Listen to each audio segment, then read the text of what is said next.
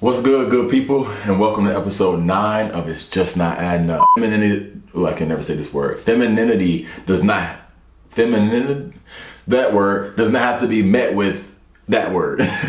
I'm OBO, and over the years I've noticed gay is a scary word for a lot of people, which is wild because it's just gay. But don't worry, I've decided to be your gay coach. Everyone's talking about equality and love, but I don't know. It's just not adding up. Who's the guy and who's the girl? Ooh, this motherfucker playing with me.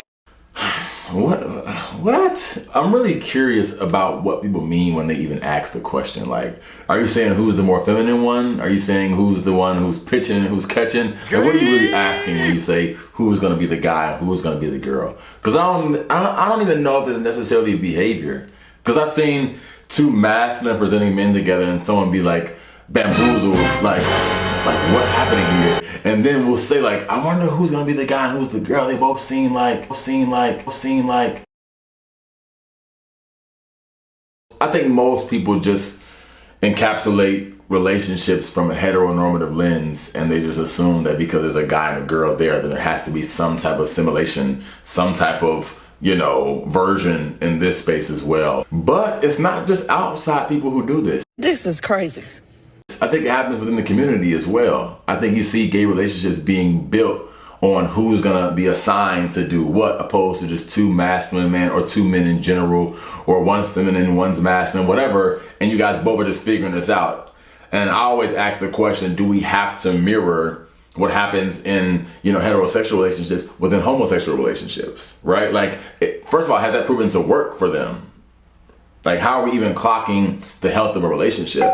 And health is determined by the person, right? Like, you can't decide like for yourself what the general overarching health looks like in a relationship outside of abuse, verbal abuse and physical abuse. But your day-to-day interaction, whether it's open or closed, monogamous or what have you, is decided by the person. And then you can't decide that's unhealthy just because it doesn't work for you, right? But again, we're not going to go on that rabbit hole. We're going to talk about it in another video. I also think within the community, it's easy to use sexual position to dictate how people should behave, because I think it closely relates to what we, again, view as a heteronormative situation, right? Whoever the bottom is, and you can ask your homies, your gay homies, what that means. I'll let this be a bonding exercise for you guys later. But whoever the bottom is gonna do the female characteristics. Whoever the top is gonna do the male characteristics, and then we'll just kind of figure out the in-betweens as we go. And that's not always the case. Everybody's different. I know some people who identify as bottoms, who I'm talking like,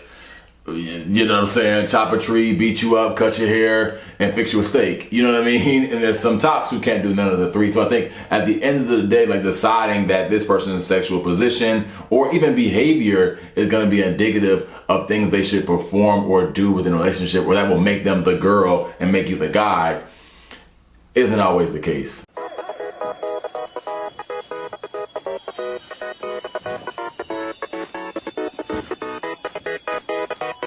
Listen, if you see me and my guy, both of us are the man in the relationship. Period, sir. Why you so ghetto? Where you get that ghetto from? Period, sir. Period. I'll see you guys on the next episode. Keep creating space. Peace.